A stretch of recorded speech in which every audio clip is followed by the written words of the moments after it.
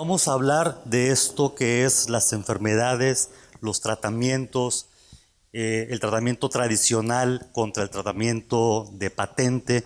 Ese es un tema muy complejo, sobre todo en nuestro ambiente, nuestra nacionalidad.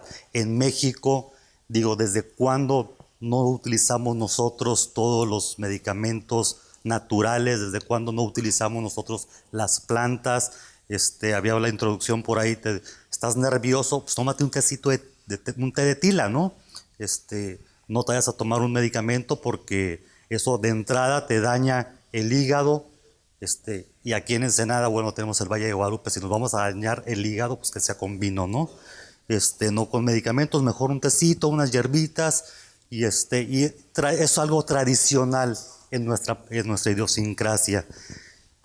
Tenemos esto que es lo tradicional contra las grandes empresas farmacéuticas. Entonces, tenemos una corriente o utilizamos la otra corriente donde podemos utilizar los medicamentos desarrollados por todas estas grandes empresas que, como todos sabemos, tienen un gran capital y también hacen investigación.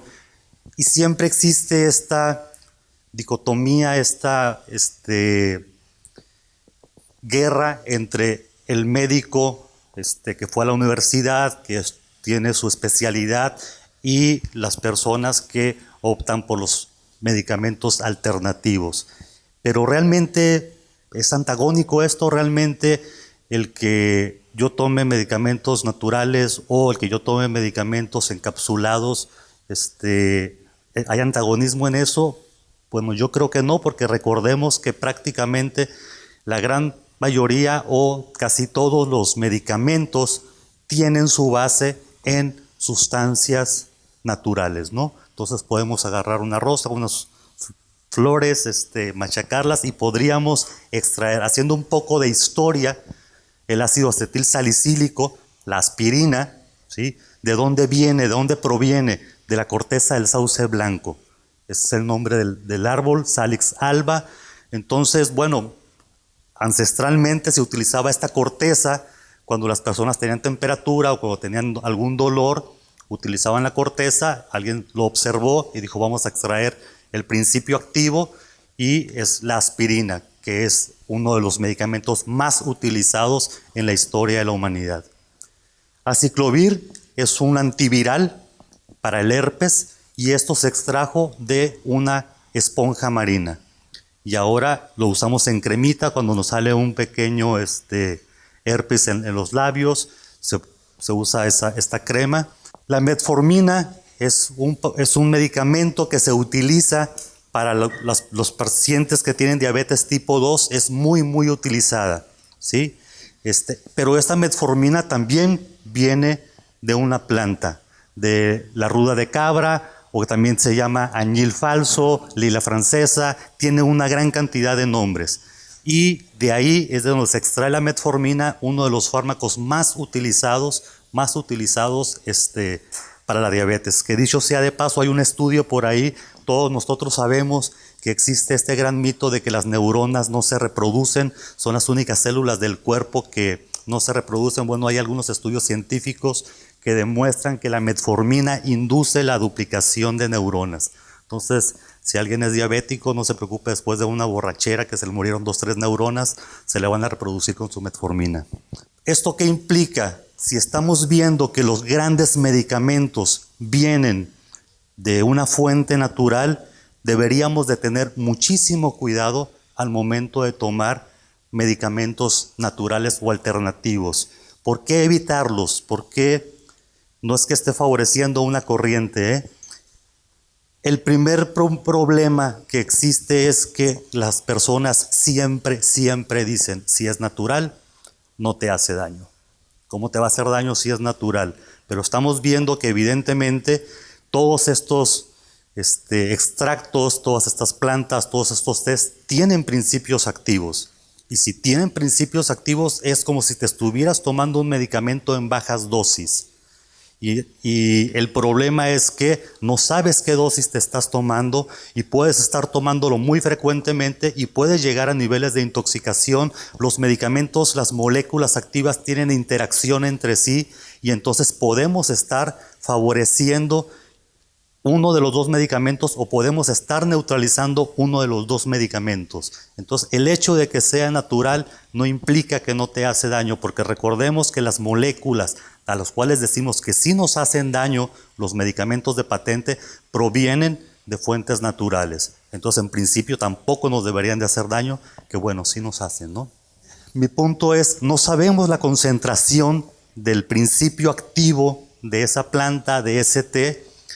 No sabemos si el efecto es por temporalidad, es decir, yo puedo estarme comiendo, me puedo estar tomando un té, pero yo para tranquilizarme, por ejemplo, pero yo no sé si esa planta está expresando durante todo el año ese principio activo o solamente lo expresa en la primavera o solamente lo expresa en el verano o solamente lo expresa en el invierno. Esos son detalles que uno no sabe, ¿sí? Es por eso que existe un gran problema. Ese es uno de los puntos débiles de la medicina tradicional, es uno de los puntos por los cuales los médicos atacan más fuertemente estos tratamientos, porque a unas personas les funcionan y a otras personas no les funcionan estos tratamientos. ¿Por qué? Porque existen todos estos factores. Sí, existen todos estos factores que, bueno, a lo mejor yo me lo estoy tomando cuando la planta no está expresando el principio activo y ustedes se lo están tomando cuando sí lo está expresando. Entonces a ustedes sí les sirvió, a mí no me sirvió y es un gran problema, ¿no? Existen en México existen muchos tratamientos tradicionales. Todo mundo, hay mil libros por ahí de el ajo, el limón y la cebolla, todas las grandes propiedades que tienen. Entonces las personas los empiezan a utilizar indiscriminadamente. Y el limón, por ejemplo, hay personas que le ponen limón a todo, consumen mucho limón porque tiene unas grandes propiedades curativas, cura el cáncer, cura la diabetes, cura lo que quieran, ¿sí? Y el problema es que el limón tiene una sustancia que se llama quelante, es decir, secuestra al ion fierro. Y entonces, si ustedes consumen mucho limón por un periodo prolongado, llegan a presentar anemias, simplemente por estar consumiendo limón. Entonces, digo, también tiene sus lados, sus cosas negativas. Y pues bueno, tienen interacciones con otros principios activos. Es como estar tomando dos medicamentos al mismo tiempo y se pueden contrarrestar. Voy a poner algunos ejemplos. Por ejemplo, el alacranismo en México. Es un modelo interesante porque nos ayuda a entender cómo la cultura popular puede desarrollar un sinfín de tratamientos alternativos a lo que es cuando un alacrán te pica y tiene toxinas y te puedes morir. Existe un tratamiento que es un suero que neutraliza el efecto del alacrán, pero existe una gran cantidad, supongo que algunos de ustedes los han escuchado, de tratamientos alternativos. ¿Cuál es el punto? Bueno, en México existen más de 220 especies de alacranes. El 80% de todos esos alacranes están en Baja California, ¿sí? Somos una península muy diversa en alacranes. El punto es que solo 8 especies poseen toxinas contra mamíferos, ¿sí? De las 220, solo 8 especies nos pueden hacer daño. El resto no. El punto es que la mayoría de las personas no conocen eso, ¿sí? Y entonces, si de las 220 te picó un alacrán que no tiene toxinas contra mamíferos, no te va a pasar absolutamente nada, ¿sí? Y ahí es donde empiezan los mitos. Ahí es donde empiezan los tratamientos alternativos. Un alacrán, me lo pongan como me lo pongan, es un alacrán. Y si ustedes ven que le pica a alguien o los pica a ustedes, no se van a poner a pensar en ese momento, bueno, son 220 especies, a lo mejor es una de las que no tienen ningún problema. Y entonces empiezan los tratamientos. ¿Como cuál? Bueno, házalo y cómetelo. Es muy común esa práctica, agarrar el alacrán, asarlo inmediatamente, comérselo. No me pasó nada. Es buenísimo el tratamiento, buenísimo, ¿sí? En el sur, en Sinaloa, se toman una Yoli con una aspirina, refresco de limón, buenísimo, no te pasa absolutamente nada. En una ocasión, una persona de edad avanzada me decía que cuando él estaba pequeño, lo picó un alacrán, su mamá evidentemente se asustó mucho y le dio un tecito de la mata sin raíz. Me dijo, deberías de estudiarlo, tú que estudias alacranes, identifica qué principio activo tiene la mata sin raíz para ver cómo neutraliza el veneno. A mí me picó un alacrán cuando tenía 10 años, ahorita tengo 84 y mira, no me pasó absolutamente nada. Ese remedio sirve. Para que no sepa qué es la mata sin raíz, es excremento de vaca seco, ¿sí? Entonces lo agarras, haces un tecito, te lo tomas, si te pica un alacrán, y mira, no te pasa absolutamente nada. Las embarazadas toman leche, ¿sí? Entonces, bueno, existe un gran cantidad de tratamientos alternativos y funcionan, ¿no? La gente no se muere. El problema es que no saben que son solo los 8, hay solamente 8 especies que son peligrosas. Esas 8 especies están distribuidas aquí, en la península, en el Pacífico, perdón. Vean, en Baja California no tiene ninguna especie peligrosa para el humano. Entonces, ese 80% de las 220 que tenemos, si a alguien le pica un alacrán aquí en Baja California, probablemente le duela, probablemente se le va a hinchar el lugar donde le picaron, pero no lo hacen, digo, pobrecito. No se hagan un tecito de la mata sin raíz. No les va a pasar nada, ¿no? Pero bueno, este tipo de cosas a lo que me refiero es que entonces las personas empiezan a crear sus propios tratamientos y son pruebas vivientes de que funciona, ¿sí? E incluso en estas zonas del país donde están los alacranes que sí son peligrosos, esas 8 especies, también ahí te puede picar un alacrán que sí es peligroso, pero no siempre que pica el alacrán inyecta veneno, ¿sí? Lo puede hacer nada más por defensa de que sientas el piquete y ya te vas y el alacrán ya se queda tranquilo. No necesariamente te va a inyectar veneno. Entonces, también ahí es cuando empiezan estos tratamientos alternos, ¿no? O normalmente están en el campo, ustedes lo saben, bueno, nuestros campesinos normalmente, bueno, ahorita ya casi no, pero anteriormente traían, andaban en guarache o descalzo, evidentemente con un callo prominente, y entonces les picaba el alacrán y no alcanzaba a pasar esa capa dérmica tan gruesa y nunca se le iba a pasar absolutamente nada, pero entonces creaban el tratamiento alterno. Un ejemplo muy común es el cáncer. Bueno, de entrada los tratamientos tradicionales, los de patente, todos sabemos son extremadamente caros, son prácticamente impagables. Esto favorece a que se empiecen a buscar tratamientos alternos, ¿no? por la sociedad. Estos tratamientos alternos yo he escuchado muchos: un extracto de hiel de buey, sopa de buitre, venenos de alacrán, una gran cantidad, ¿sí? Y ustedes, me imagino, todos tenemos un pariente o hemos tenido un pariente que ha tenido este padecimiento o conocemos a alguien que ha tenido este padecimiento y le llegan 1000 recomendaciones para poder tratar esos cánceres. Aquí pongo lo del veneno de alacrán. Hay un veneno de alacrán muy famoso, un veneno cubano de Escozul, del alacrán azul.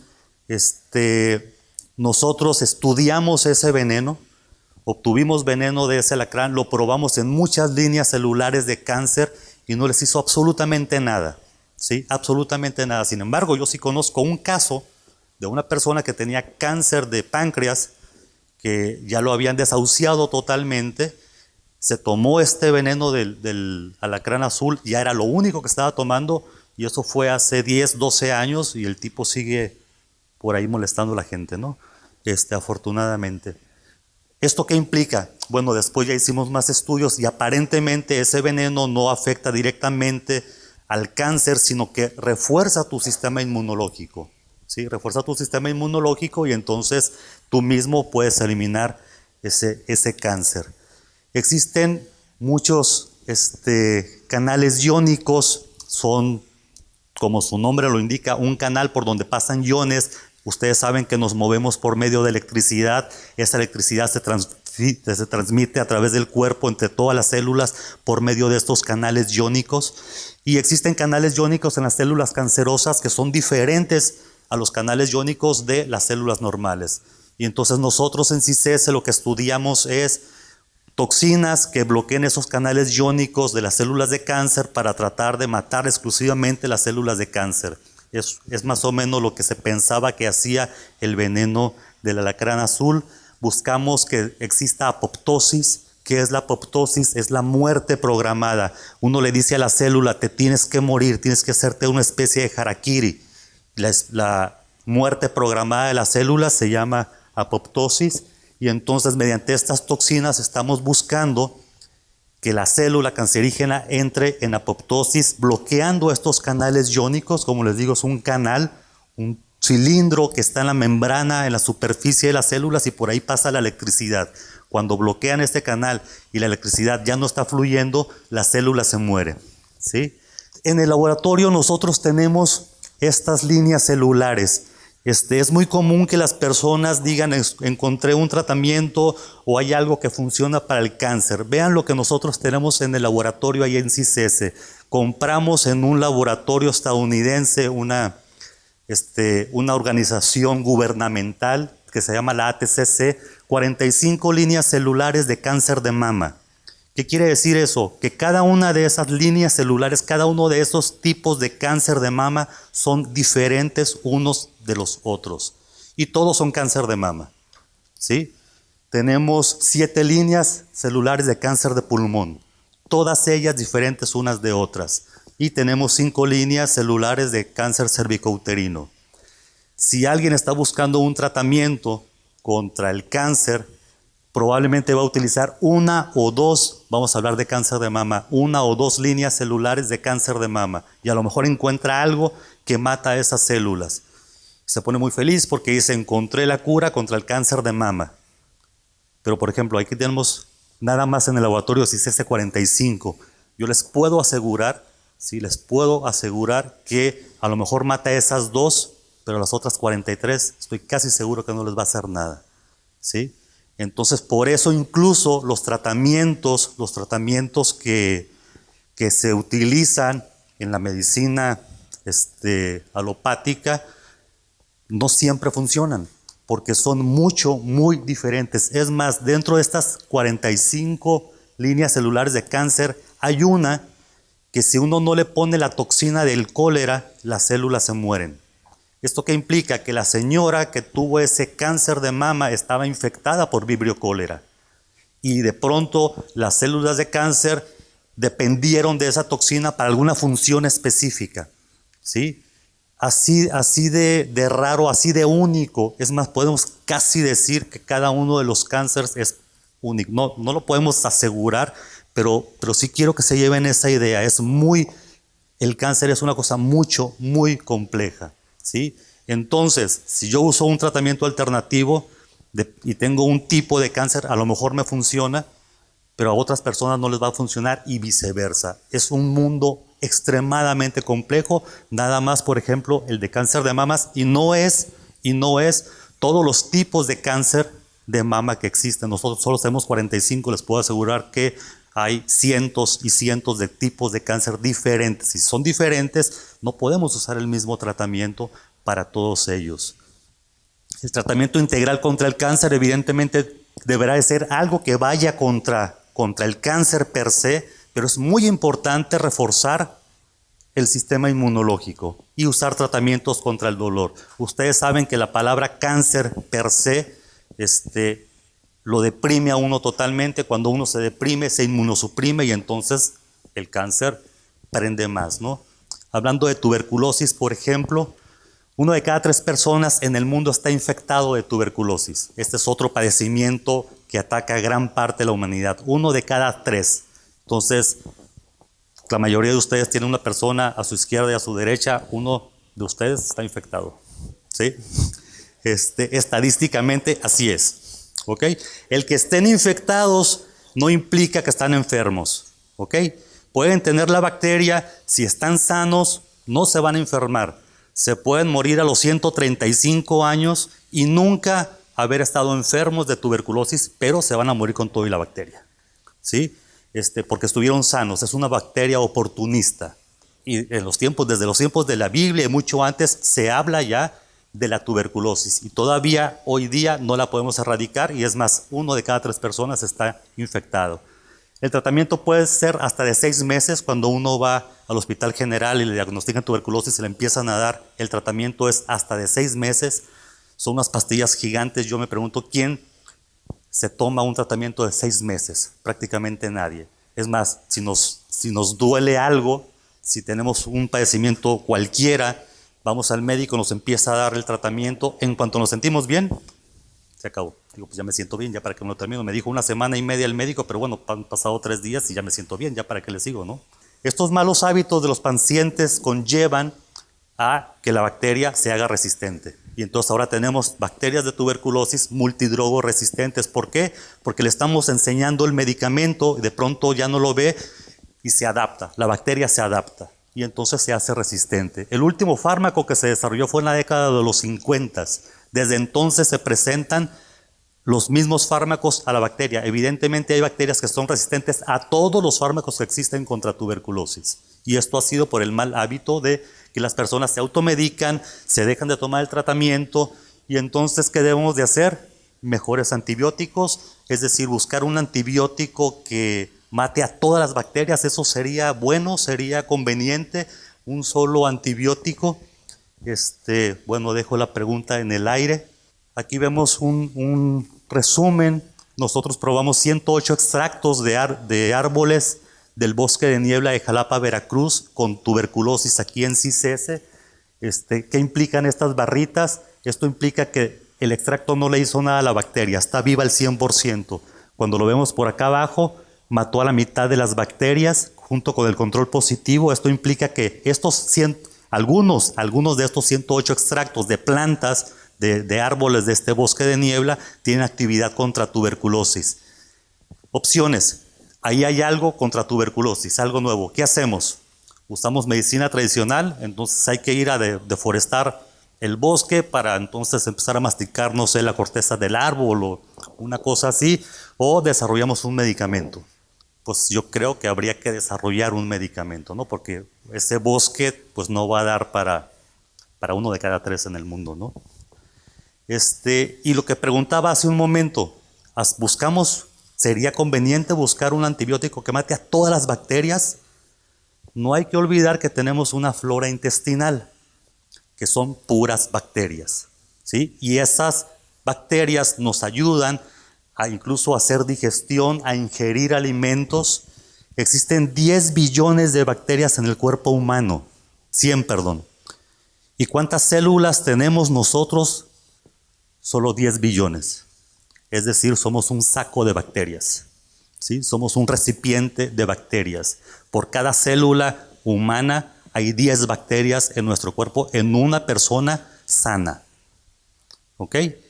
Entonces digo, cuando ustedes se sientan solos y con baja autoestima, recuerden que para millones de bacterias son todo su universo, ¿sí? No olviden eso. Pero estas bacterias, ustedes saben, a ver, hay orientales, japoneses, chinos, están los anglosajones, estamos los latinos. Cada quien tiene una dieta diferente. Esta dieta te va a formar esa flora intestinal, ¿sí? Y cuando la flora intestinal te falla, entonces puedes tener padecimientos. ¿Y cómo restituyo mi flora intestinal? Pues bueno, ha habido algunas opciones.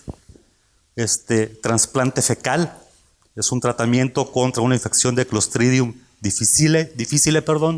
Esta es una opción, ¿no? Existen varios ejemplos en la literatura científica donde hay pues, trasplante de caca, ¿sí? De una persona a otra, así prácticamente es literal. ¿Para qué se utiliza? Bueno, para infecciones que, como ya mencioné, de Clostridium difficile, problemas gastrointestinales, colitis, úlceras, trastornos autoinmunes, son los usos más frecuentes que tiene esto. Es decir, no podemos desarrollar un antibiótico que elimine todas las bacterias porque entonces, pues prácticamente podríamos estar muertos, ¿no? Un último ejemplo, voy a hablar tantito de lo que es el sistema inmunológico el procesamiento y presentación de antígenos. Cuando una bacteria o un virus entra al cuerpo, el cuerpo lo tiene que reconocer. Lo tiene que reconocer como extraño para poder atacarlo. Esto lo hace con el sistema inmunológico. Evidentemente existen las células blancas, los linfocitos T, que supongo que todos hemos oído hablar de ellos. Los linfocitos T nos van a defender de las grandes infecciones, pero para que el linfocito T vea a un patógeno, se lo tienen que presentar. ¿Sí? Él es muy cortés y no habla con desconocidos. Si no se lo presentan, no lo reconoce. Y esta es una molécula de presentación de antígenos. Esto se llama HLA o se llama MHC. Y con esto presentamos los antígenos a los linfocitos T. Si ahí no está parte, un pedacito del patógeno, un pedacito de la bacteria, una proteína, mejor dicho, una proteína de la bacteria, para que la vea el linfocito T nunca la va a ver. Aquí tenemos ese MHC y esto de aquí es una proteína de la bacteria que se le va a presentar al linfocito T para que entonces el linfocito T haga todo el efecto inmunológico. Y dependiendo de la secuencia, dependiendo de la estructura de esta proteína de la bacteria, lo vamos a reconocer o no lo vamos a reconocer. Es por eso que algunas razas son más resistentes que otras razas a ciertas infecciones, ¿sí? ¿Por qué? Porque pueden colocar aquí un pedazo de esa bacteria y entonces vas a tener una respuesta inmunológica. Si tú no puedes colocar aquí un pedazo de la bacteria, no lo va a ver el linfocito T y entonces te vas a enfermar y puedes morir por la infección porque tu sistema inmunológico nunca lo vio. Y aquí tenemos la estructura de este MHC. Aquí tenemos el pedacito de la bacteria y aquí tenemos el reconocimiento por el linfocito T. Entonces una presentación ante los linfocitos y se puede ver de esta manera, ¿sí? Esta es la célula presentadora. Aquí tenemos el MHC, el pedazo de bacteria y el linfocito T que lo reconoce y entonces se prende la respuesta inmunológica. Regresando a esta imagen, les decía yo, esto está en la superficie de las células, es un pedazo de la bacteria y entonces podemos, naturalmente, este pedazo de bacteria se puede desprender, naturalmente, y se puede colocar otro. En el trabajo de maestría, en mi trabajo de maestría, nosotros desarrollamos una vacuna basados precisamente en este principio. Hicimos pedacitos de Mycobacterium lepre, ¿sí? Para ponerlos en estas proteínas y que entonces el paciente viera a la lepra y era una vacuna, ¿sí? Y bueno, terminé mi maestría y ya continué, pero es importante saber que se pueden colocar pedazos de proteínas ahí, de bacterias, para que lo vea el sistema inmunológico. ¿Qué tratamientos se basan en este mismo principio? Yo estoy seguro que todos ustedes han escuchado hablar de la orinoterapia, ¿sí? Las personas se toman su orina y entonces dicen que eso los favorece inmunológicamente. En principio tú escuchas eso y dices, el tipo está enfermo. Y pues sí, está enfermo, por eso está tomando tratamiento, ¿no? Tiene su fundamento, tiene su principio. ¿Qué es la orina? No son desechos, no son fragmentos de incluso nuestro mismo organismo, y si tenemos por ahí alguna bacteria y la procesamos y la desechamos, ¿no la vamos a desechar en pedacitos de proteínas? Evidentemente sí. Y lo que hacen las personas es el fundamento de la orinoterapia. No la estoy recomendando, ¿sí? Pero cuando las personas hacen eso, empiezan a tomar esos pequeños fragmentos, ¿sí? de proteínas de bacterias, y esos pequeños fragmentos llegan y se unen a ese MHC. Y entonces despierta la respuesta inmunológica. Otro tratamiento, supongo que han oído hablar del factor de transferencia, es exactamente lo mismo, ¿sí? Se toman suero de pacientes que están enfermos con algún padecimiento, se hace un procesado para una lisis, para obtener estos fragmentos pequeños, se aplican, la persona se los puede tomar y entonces llegan a ese MHC y tienen una respuesta inmunológica. Entonces, tomamos medicamentos alternativos o tomamos medicamentos alopáticos. La conclusión, bueno, la conclusión esa, pues creo yo, depende de cada uno de nosotros. Yo creo que tenemos que tener conciencia que esos medicamentos tradicionales tienen principios activos y se tienen que tomar con mucho cuidado quien decide tomarlos. Los otros evidentemente tienen todo un soporte científico, sí, todo un soporte científico, ya saben cada cuánto se tienen que tomar, las dosis que se tienen que tomar, en cambio el otro no. Entonces, bueno, aquí es ponerlo en la balanza, ustedes deciden, traigo hierba santa para la garganta y con esta hierba se casa usted. Muchas gracias.